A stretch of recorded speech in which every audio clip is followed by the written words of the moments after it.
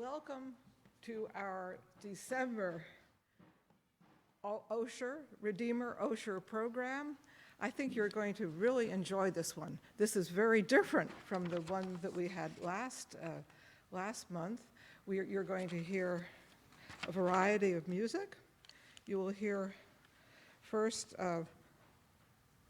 Louis Spohr, the German songs that Paul Shepard on the clarinet, and our wonderful choral scholar, Giulia Golinelli, and then the Jesu Joy of Man's Desiring, a piece that I think all of you know very well, Alek Neilsen, also one of our choral scholars, only today, instead of singing, he'll be playing the French horn.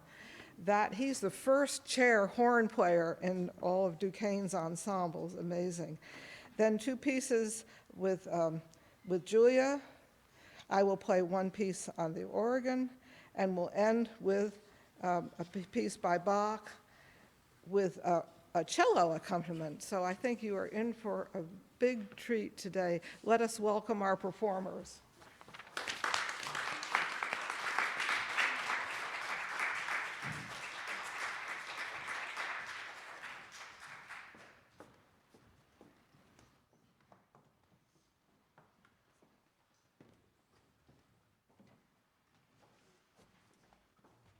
So I just wanted to say a couple words about the first couple of pieces you'll hear. They're two of the songs from Spohr's fairly well-known set of 6 German songs. Spohr was quite a devotee of people who like to set poetry to music. And over the course of his career, he probably did this more than 90 different times. The set of 6 German songs was fairly late in his career. It was composed in 1837. And it's interesting for a couple of reasons. One is the fact that it's still quite popular, actually. If you go out on YouTube, you can find all sorts of recordings of this thing. We're only going to do 2 of the 6. The poems that were selected for the 2, the first one is, the German translation of the title is Be Still My Heart, and the poet was Carl Friedrich, and it's really a kind of a nuanced thing because it's really a story of betrayal of trust and all the agony and pain that goes with that. It's in 3 stanzas, so you'll hear the musical themes repeated approximately 3 times. The second one is much lighter. It's Weigesang, and it's a dialogue between a bird and a young woman on a moonlit night in May. Very romantic, if you like. And I'll leave it to you to figure out which is the clarinet and which is the woman. Okay. The clarinet's the bird, and that was the thrust of that. Okay. Anyway, as I said, they're very popular to this day. But the other reason that these songs are particularly interesting to me is the clarinet's sort of a unique instrument in the sense that a lot of its repertoire developed as a result of personal relationships between clarinetists and composers. And that was very much the case here because Louis Spohr had become quite good friends with a clarinetist, Simon Hermsted. And Simon Hermsted was the lead wind player for the Duke of Sondershausen. The Duke of Sondershausen was kind of a devotee of chamber music, and in particular wind and woodwind music. And he hired Hermsted as a very young man to be the lead wind player in his small band at his court. And it wasn't very long before he sent him off. Louis Spohr was a composer of some reputation at the time. He sent him off to see if Louis Spohr would write a clarinet concerto, which Spohr was being paid, was very happy to do that, and he produced one. The problem for Hermstedt was that it was so difficult for the clarinet of the day, they couldn't really play it without modifying his clarinet. So he proceeded to do that and therefore contributed quite a lot to the development of the clarinet. Anyway, over the course of Hermstedt's career, Louis Spohr wrote 4 different concertos for the clarinet, and he was very fond of Hermstedt. So again, this relationship, friendship around 2 musicians and a clarinet led to some real development.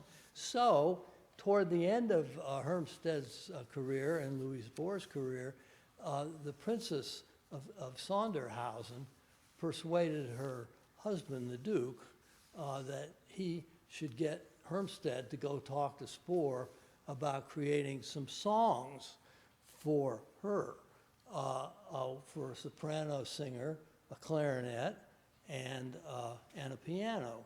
And so Hermstedt went off to ask Spohr to do one more thing, which he did, and Spohr dedicated it to the Princess of Sondershausen, and for which she was so grateful that she gave Spohr a very expensive ring.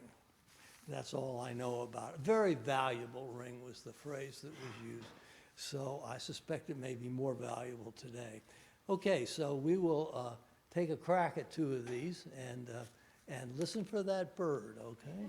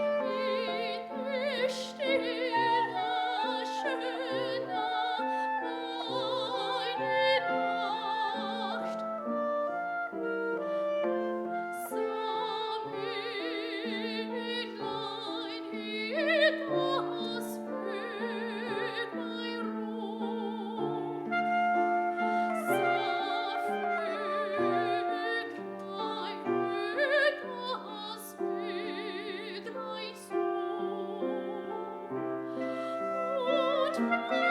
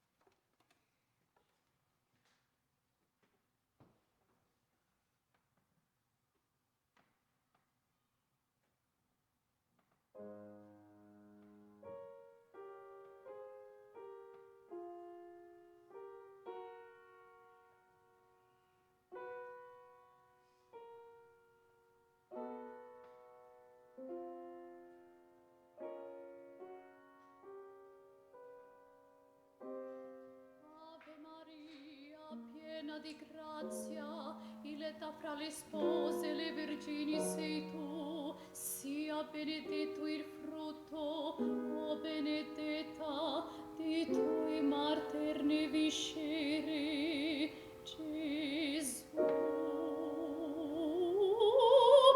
Prega perché adorata ti sei prostra. Prega per peccator, perché innocente.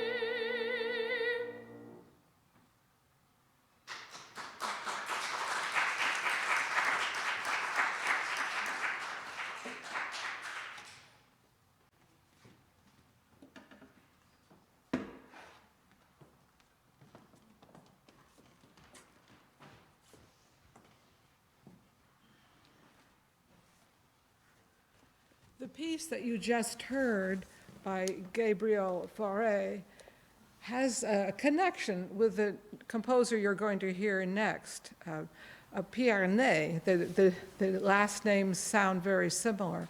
Both of these men were both connected with Saint-Clotilde in Paris. And this year is the 200th anniversary of the birth of César Franck, who was one of the very important organists at Saint-Clotilde. So Fauré was the choir director there. And then when the wonderful Cavaillé-Coll organ was installed, and César Franck was the choir director, Franck said to Fauré, well, I think that I want to be the organist now, and I want you to be the choir director, a similar thing that we have here at Redeemer with Michael Salmon, who we're very happy to say will be the choir director here starting in January.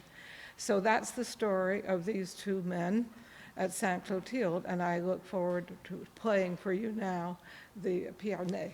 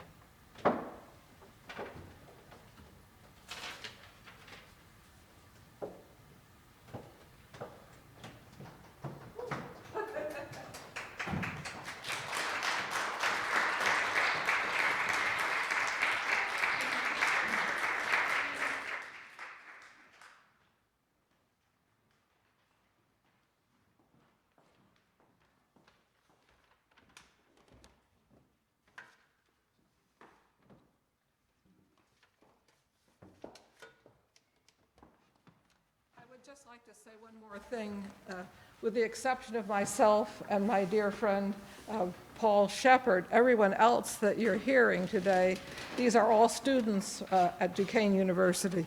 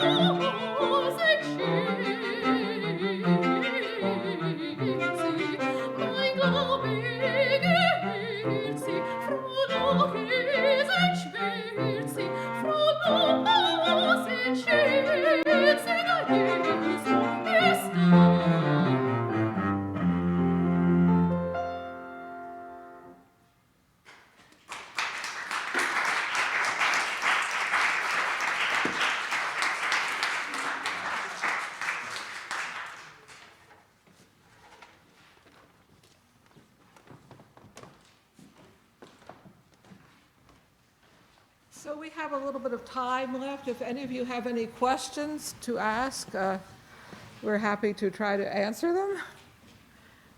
That was a wonderful program, wasn't it? Yes. What? Very nice. About what year was the Pierné piece composed? The Pierné.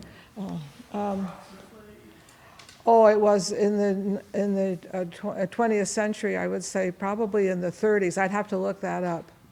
Yeah. He only composed 3 pieces for the organ, and that's the middle one of the 3 pieces. I really love it. Yes, Marianne.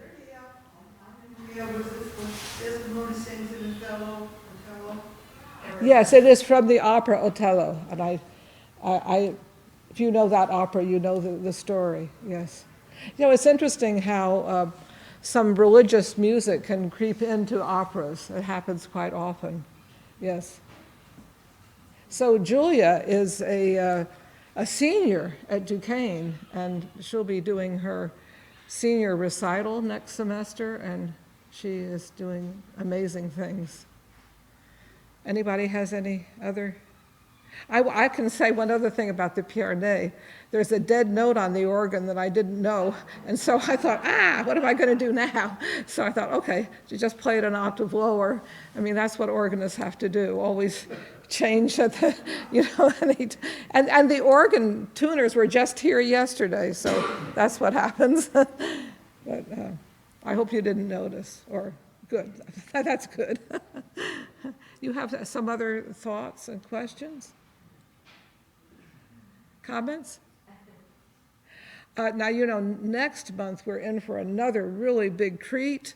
We are going to have the Duquesne Euphonium Ensemble play on the 6th of January, so I know you're going to love that.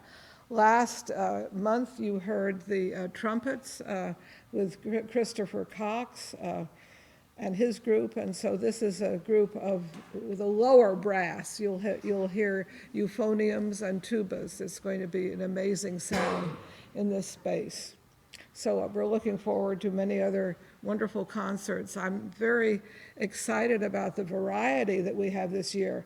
And then in February, I will be playing a solo recital. In March, I think, Yi-Ha Chu, who lives just two blocks from here, a wonderful pianist, she will be doing a piano recital. So we're in for some more wonderful music, and I'm so happy that you came. Any other questions or comments? Good. Well, we were lucky. We didn't have a lot of snow, and you could all get here. I'm so glad about that.